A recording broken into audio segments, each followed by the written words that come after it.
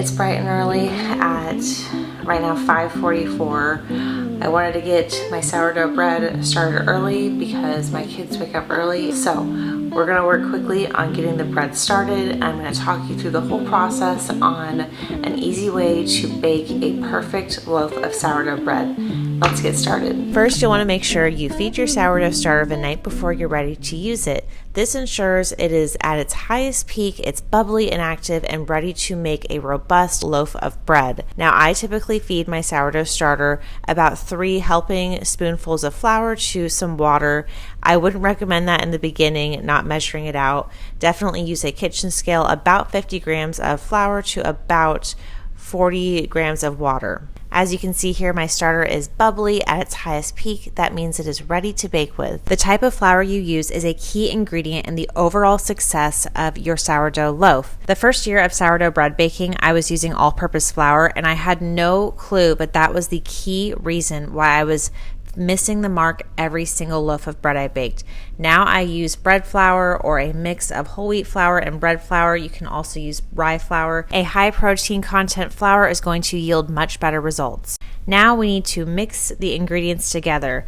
I first start out by adding my sourdough starter to the bowl. I add about 80 grams because my starter is very powerful. I don't need much more than 80 grams. I find 325 grams of water is great for this recipe. I use my dough whisk to whisk everything together, and then I add my flour and salt at this point. I actually forgot to add salt right away, so I added it later, but you can add everything at this point if you don't plan to do a method called auto-leasing, which would be adding the salt an hour later. Personally, I never do the auto-leasing method because I know me and my busy life and I would always forget, but some people do swear by it as a better way to make sure all of the flour is well hydrated before incorporating the salt. The first 2 hours after everything's been mixed begins the stretch and fold process. That is doing a series of stretching the sides over itself and onto itself to create elasticity and tension once every 30 minutes over the course of 2 hours. Ideally, you would be doing a series of 4 of these, but I know that is definitely not practical all the time, and I almost never get to do all 4 stretch and folds because of my busy life. I don't put pressure on myself to get all 4 stretch and folds done during the first 2 hours anymore, because now I actually do something called coil folding throughout the entire bulk fermentation process. More on coil folding later. As you can see, after I'm done with the stretch and fold process, I like to shape the dough into a ball. That way we're constantly training the top that is where the tightness exists. And I'm constantly making sure that the top part stays on the top. Once I really started to focus on creating tension within the bowl during the entire bulk fermentation process, I saw a big difference in my oven spring, or the spirally kind of dough effect that is so sought after with the sourdough bread. Underdeveloped dough is always going to lead to a more flatter loaf of bread. The more developed that dough is, the more likely you're going to have that wonderful oven spring and type of spirally effect. Now, this is the 4th set of stretch and folds. I wanted to make sure I did them all for you guys today. And then at the end, I go ahead and I train it back into a ball, and I leave it alone for about an hour before I start the coil folding process. Coil folding is completely optional. At this point, most people might choose to leave their dough alone for the remainder of the bulk fermentation process, which can be anywhere from 4 hours to 10 hours or more, depending on how cold the inside of your house is. Right now, the inside of our house is about 68 degrees because it is fairly cold outside. So our bulk fermentation process can take about 10 hours, but in the summertime, it can take about 4 hours. So I do prefer to do coil folding through that whole process, and I'll tell you the reason why I started this. I was in the bad habit of over fermenting all of my loaves of bread. Coil folding is a gentle way to continue to develop gluten during the entire bulk fermentation process. You're not going to be degassing it. You're simply picking up the sides, allowing the weight of the dough to fall down and tucking it back underneath itself. I prefer to do coil folding about once an hour during the entire bulk fermentation process. This really gives me an idea of how far along the dough is, and if I'm on the verge of overproofing it. Your dough is done with the bulk fermentation process once it has doubled in size. Regardless of if you're doing coil folds or not, you'll still be able to see it double from the original size.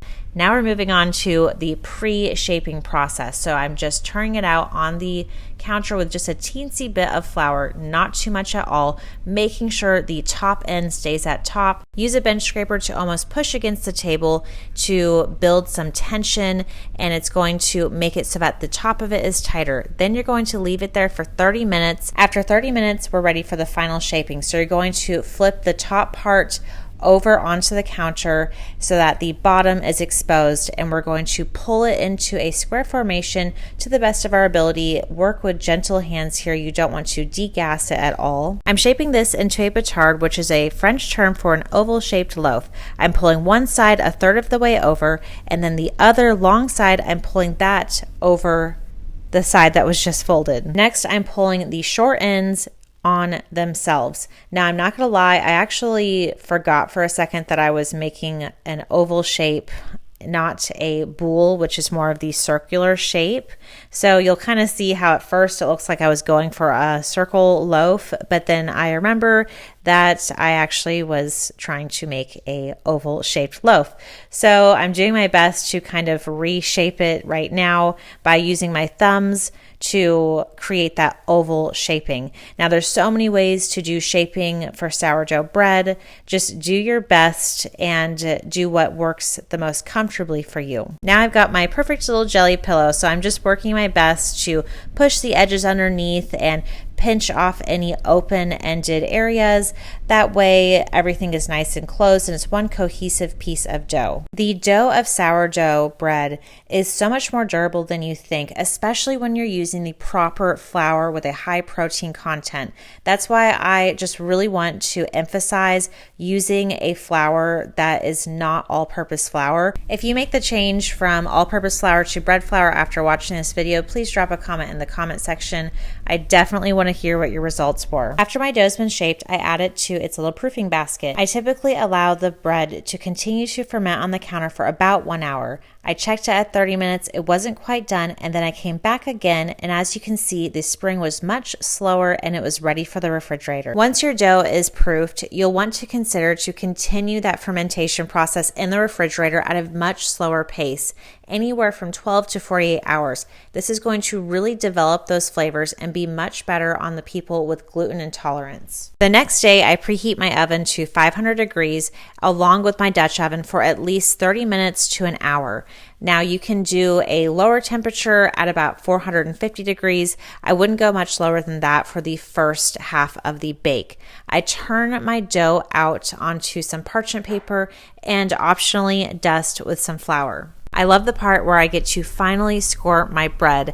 I will include a link in the description to all of the materials today that help me in the bread baking process. This is my UFO score. I make one swift and deep score. That way I can guarantee there's not going to be a bust out the side or in my fancy little scoring at the top. The bread is going to find the path of least resistance when you are baking it. So if the main score is not deep enough, then it's going to determine where it's least resisted and bust out that part. So definitely keep that in mind when you're making any of your scores. The first 20 minutes is so important to keep the lid on the Dutch oven when you're baking the bread.